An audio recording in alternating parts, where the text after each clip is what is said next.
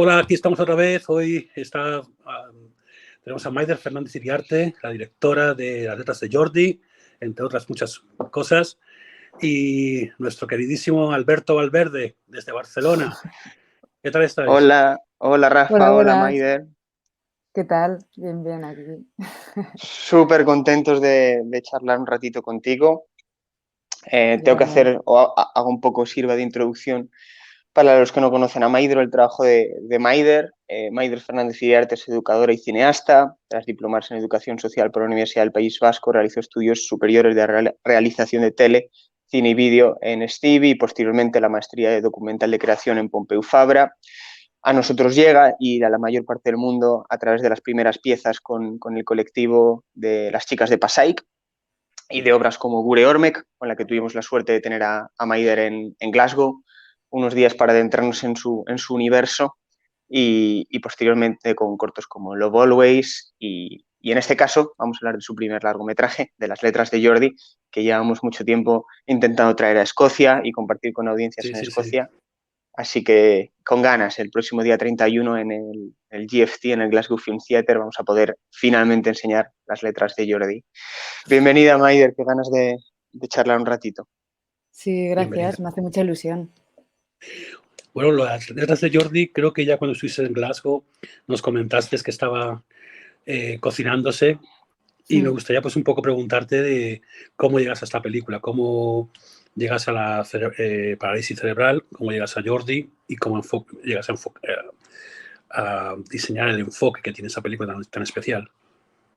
Sí, pues yo justo estaba por apuntarme al máster de documental de la Pompeu Fabra y para poder acceder a esta maestría teníamos que aplicar con un proyecto. Y la verdad es que yo no tenía ningún proyecto, simplemente quería estudiar ese máster. Entonces, en su momento recuerdo que envié una cosa relacionada con el santuario de Lourdes y me cogieron el máster. Entonces, cuando llegó el momento de empezar a hablar del proyecto, me di cuenta que yo realmente tampoco tenía un gran interés en hacer nada que tuviera que ver específicamente con aquel espacio. Pero tampoco tenía nada entre manos, entonces como que me agarré a ello. Y empecé a investigar gente que viajaba a aquel santuario, grupos de Barcelona, y ahí conocí a Jordi, que es un hombre de 52 años en aquella época, que peregrinaba con este grupo a Lourdes. Y así lo conocí, o sea, me fui un día a este grupo, llevé la cámara, grabé el encuentro y viendo el material en casa me di cuenta que Jordi me llamaba la atención. Le propuse empezar a encontrarnos con la cámara, siempre con la cámara, y poco a poco pues se fue construyendo la película como de una manera muy, no sé, muy intuitiva, sí. O sea, yo iba con la cámara, lo registraba y paralelamente en las tutorías, en el máster, como se le iba aplicando un poco la cabeza, ¿no? O sea, a esa especie de intuición y poco a poco se fue dando forma al proyecto. Sí, es una película que tanto a nivel humano como a pues, un nivel más formal cinematográfico podríamos estar horas discutiendo, así que vamos a intentar desgranar cositas como poco a poco. Pero a mí me gustaría preguntarte, es una cosa que a los dos nos ha llamado mucho la atención, que ya se veía en tus cortometrajes anteriores, la decisión formal de aparecer, de que el cuerpo de la directora, de que la voz de la directora esté presente en el material filmado. En este caso, haciendo una labor muy importante también como una especie de canalizadora, medium, guía entre Jordi y nosotros, la audiencia, ¿no? Sí, a ver, lo de aparecer yo, realmente me acuerdo que cuando empecé a pensar en esta película me autolimité a mí misma diciéndome, venga, esta vez no vas a salir, esta vez no va a haber tu voz, esta vez no vas a estar ahí. Pero según avanzaba en la investigación, porque en sí al final yo iba con esa cámara tampoco sin tener una idea clara de si aquello que yo estaba grabando iba a ser parte de una película o no, o sea, era más como mi manera de aproximarme a él.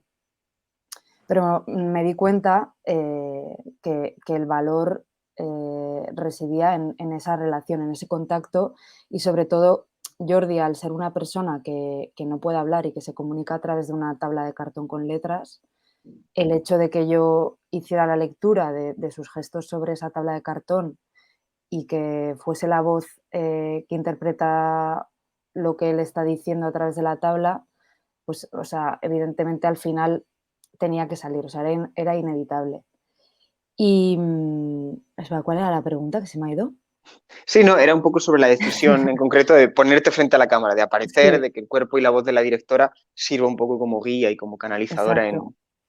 en... Entonces, o sea, mi voz sí que aparecía y que apareciese mi cuerpo al final, o sea, ahí sí que hubo una decisión que era, bueno, yo si salgo delante de la cámara tengo que salir porque Jordi necesita que yo esté dentro del plano, ¿no?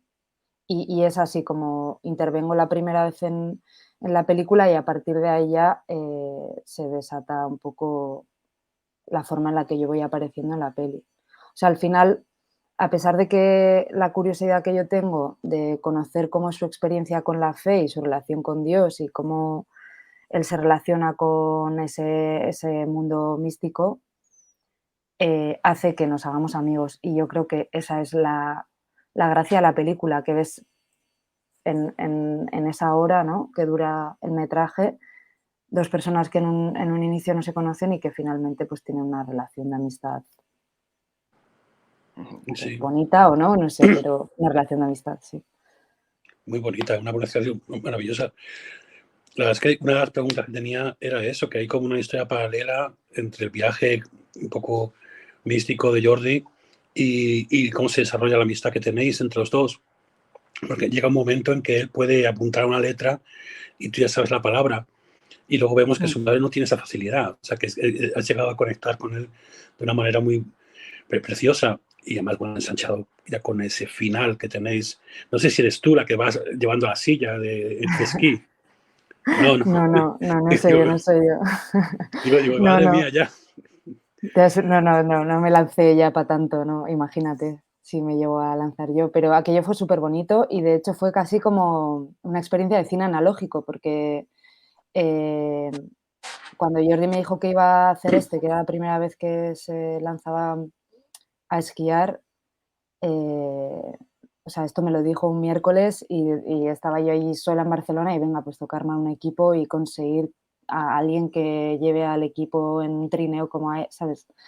Y nos fuimos allá y yo me quedé abajo y se fueron Carlos Muñoz, que es el director de foto, y Amanda Villavieja, que hizo el sonido, montados en un trineo de estos y a seguir a Jordi por las pistas de nieve. Y fue precioso. Y sí, respecto a la forma en la que yo voy comprendiendo su comunicación, que, o sea, que también ayuda a construir la película y a transmitir un poco esta relación entre nosotros. O sea, a mí hay algo ahí que me interesa mucho, que es que el espectador se puede poner en la posición de cualquiera de los dos, ¿no? O sea, a veces, sobre todo al inicio de la película, yo todavía no entiendo bien sus gestos, ¿no? Y él se frustra.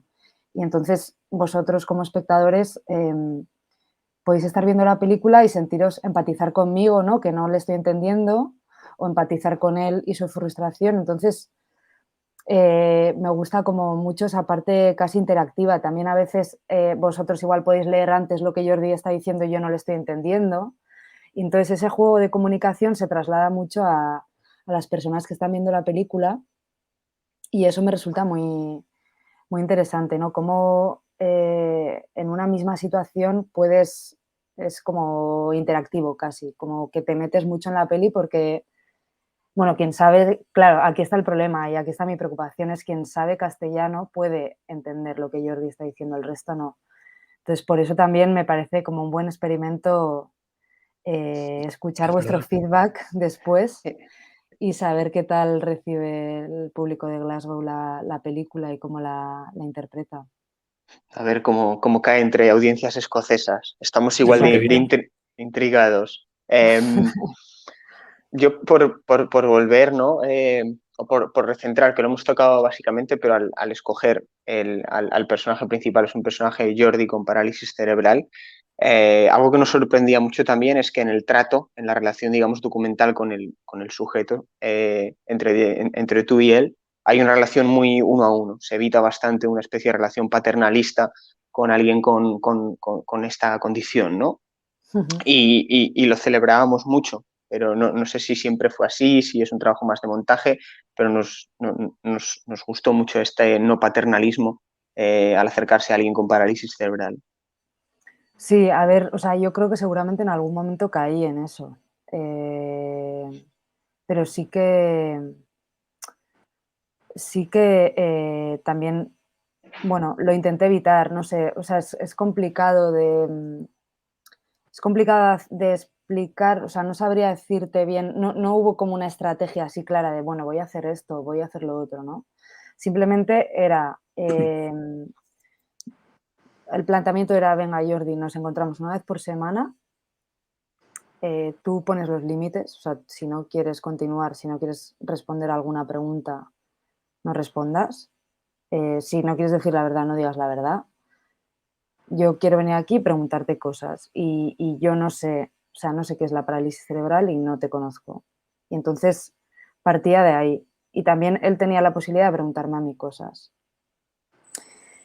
Pero sí que es verdad que a veces, o sea, yo me acuerdo cuando veía Los Brutos con Virginia, la montadora, a veces me odiaba a mí misma porque era horrible, o sea, sobre todo al principio, ¿no? Como cuando todavía no nos entendíamos y no entendía bien lo que él me decía, muchas veces estaba todo el rato como disculpándome, ay, lo siento Jordi, no sé qué, tal, y pasé mucha vergüenza viendo los materiales brutos, que dices, ostras, tía, ¿qué haces? ¿No? Tanto perdón no hace falta.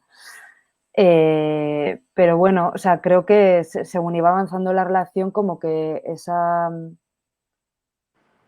igualdad se estableció de alguna manera. O sea, no sé, intenté que fuese una relación, intenté ser lo más honesta posible y no sé, o sea, creo que mi acercamiento, obviamente había un interés ahí que era hacer una película, pero también era una curiosidad real, o sea, no era, o sea, en cuanto perdí la curiosidad, se acabó la película, o sea, fue así como, no sé qué más preguntarte, hemos terminado, ¿sabes? Ya está.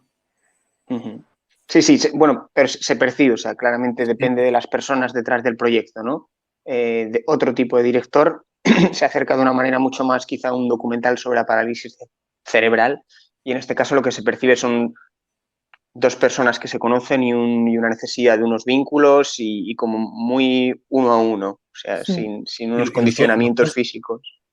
Los dos crecéis a través de la relación que también está que construís. O sea, también tu personaje, es, entre comillas, en la película, es diferente al final, la libertad con la que hablas con él y el acercamiento que tenéis es diferente al del principio. O sea, que hay un viaje emocional y crecéis como personas ahí.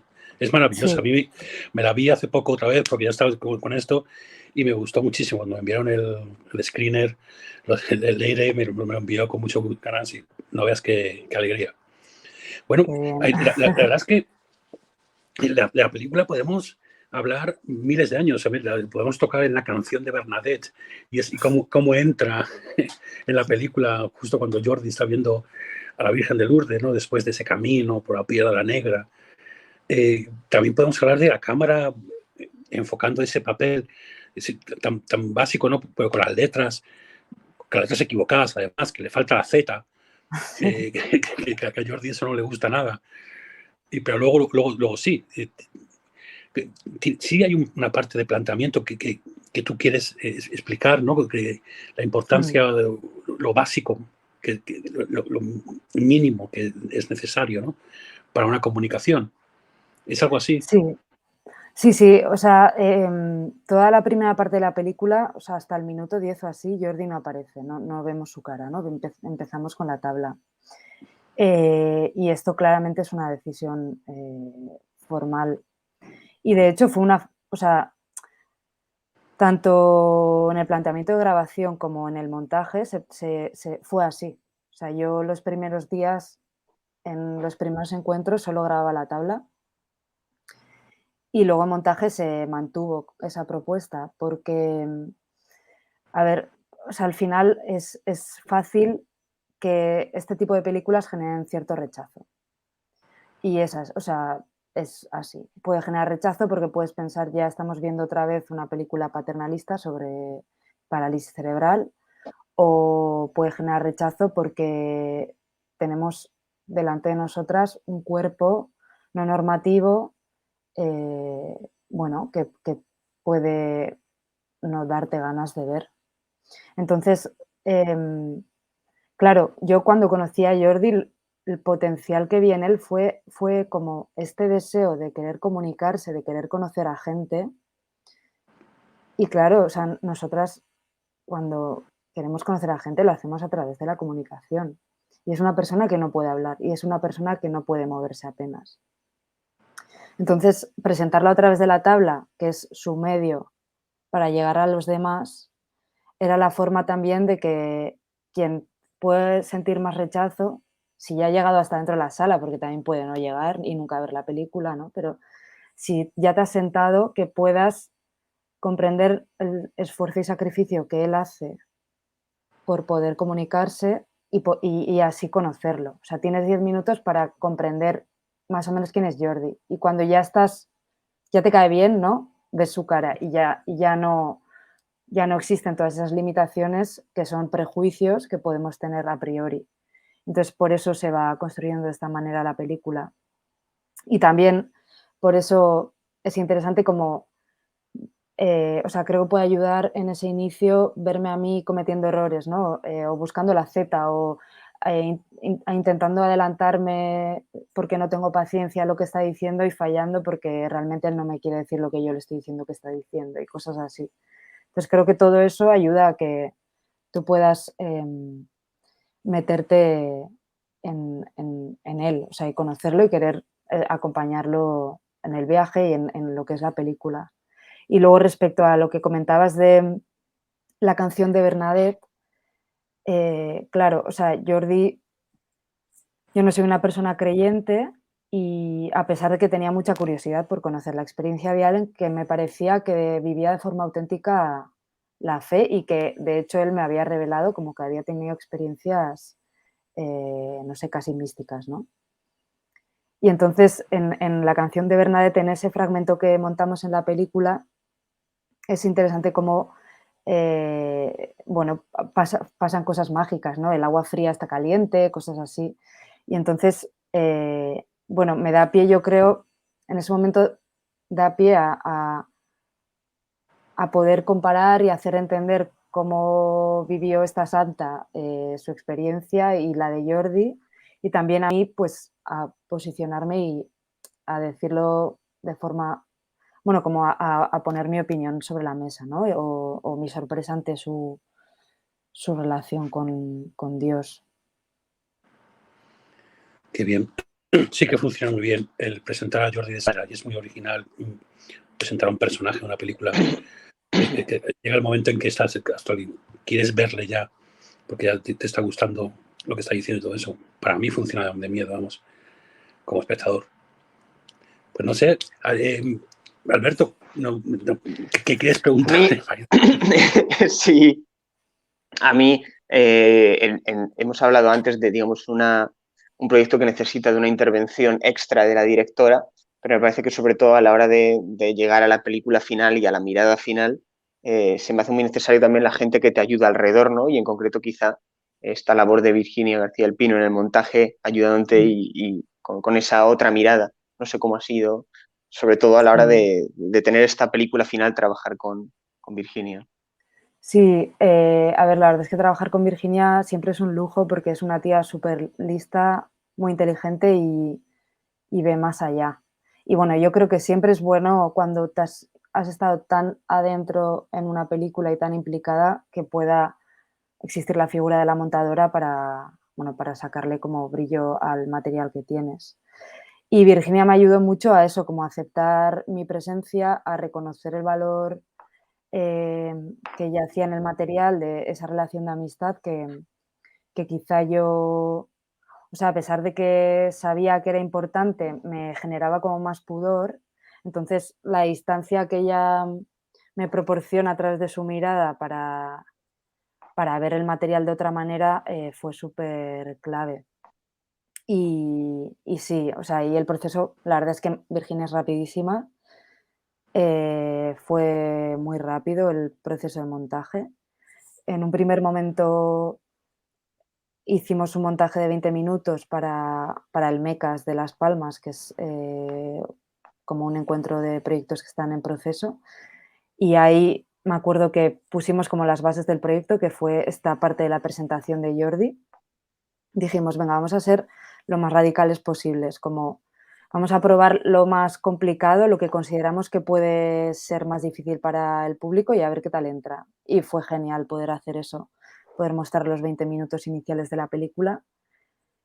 Y nada, y después fue un verano, un mes y medio de montaje. Iba, se nos ha ido. Ya vuelve, ya vuelve. Aquí estoy, ¿eh? Sigo. Hola, Internet. Y eso, o sea, realmente fue súper importante trabajar con ella para terminar de darle forma. También en lo que tú decías del paternalismo, no quizá en eso, pero sí que hubo una versión de montaje en la que yo parecía que tenía más mala leche de la que tuve realmente. Que ahí está la mala leche de Virginia, ¿no? y me acuerdo que se lo mostramos como, decidimos mostrárselo a dos personas, a Josécho Cerdán y a Sergio Oxman. Y fue súper interesante también el feedback que nos dieron y ahí nos dimos cuenta que esa mala leche era más de Virginia y que no tenía que ver tanto conmigo y como con mi forma de aproximarme. Y después de aquello también llegamos a esta versión. O sea, fue muy fácil y bueno, siempre es un aprendizaje montar con una maestra como ella. Ya lo Bueno, creo. esta película estaba como... Arrancó fuerte, tenía unas críticas maravillosas, me acuerdo del Caimán poniéndola por las nubes, pero tienes la malísima fortuna de estrenar la semana, creo que es, misma semana que cierran los cines por la pandemia. Sí. ¿Qué nos puedes contar sobre eso y qué queda de la película? O sea, ¿vas a seguir distribuyéndola o es un proyecto ya que está ahí archivado? Pues a ver, sí, justamente se iba a estrenar en España en los cines el día 13 de marzo, que fue el día que se decidió cerrar todo. Sí. Que fue como, bueno, 13 de marzo de 2020, ¿no? sí, ese día. día. Diana, ¿no? Sí, fue como, vaya, qué bien. De hecho, yo creo que tenía COVID la semana de promoción. En fin, y nada, pues claro, se canceló todo, iba a estrenarse creo que en 7 salas. Bueno, era un lujo, la verdad, para una película tan pequeña como esta.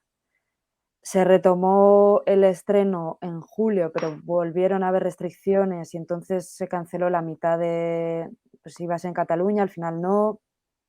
Bueno, se fue cayendo, claro. Además, para este tipo de películas, bueno, para todas, ¿no? Pero recuerdo estar una semana haciendo promoción, viajar a Madrid, hacer entrevistas en medios generalistas, como algo que, pues que fue increíble, ¿no? Como decía, para una película tan pequeña como esta. Y nada, y se quedó en el aire. Y claro, cuando se intentó volver a estrenar, todos estos medios, al haber cubierto ya aquello, no tenían interés en hacerlo de nuevo. Entonces, bueno, o sea, para mí fue como descubrir cómo funcionan las cosas bastante interesante. Y respecto a la distribución de la película, después estuvo en algunas salas, yo creo que funcionó menos de lo que podía haber funcionado por todo esto que pasó. Y ahora mismo está en filming y puntualmente pues surgen pases como este que nos proponéis vosotros, que nos hace mucha ilusión, pero no, o sea, no hay grandes planes, la verdad, ya para la película, que la gente la vea en filming. Es una maldita y bella paradoja. No sé si la convierte en película maldita, ya como etiqueta, así que luego estas películas viven más y mejor cuando entran en la categoría de películas malditas. Sí, Te Pero, gusta ver pero cosas.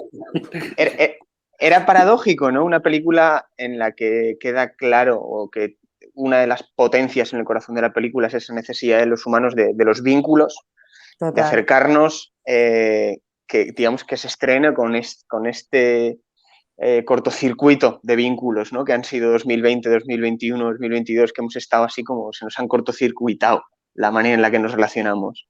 Totalmente, sí, sí. Después del confinamiento, esa era mi forma de intentar vender la peli. Como decir, venga, ir al cine, que se nos ha olvidado relacionarnos y aquí lo podéis ver cómo se hace. Sí. Impresionante, impresionante, la Fue verdad. la gran equivocación de cerrar los cines o ese tipo de sitios en una pandemia, como se pueden controlar perfectamente y son muy necesarios para la gente que pasa las pandemias solos o en mala compañía. Bueno, pero para acabar en un tono un poco más positivo que ese, Maider, cuéntanos un poco en qué estás trabajando ahora. Sé que estás trabajando en La Sexta, que nos comentaste, pero ¿qué otros proyectos tienes entre manos?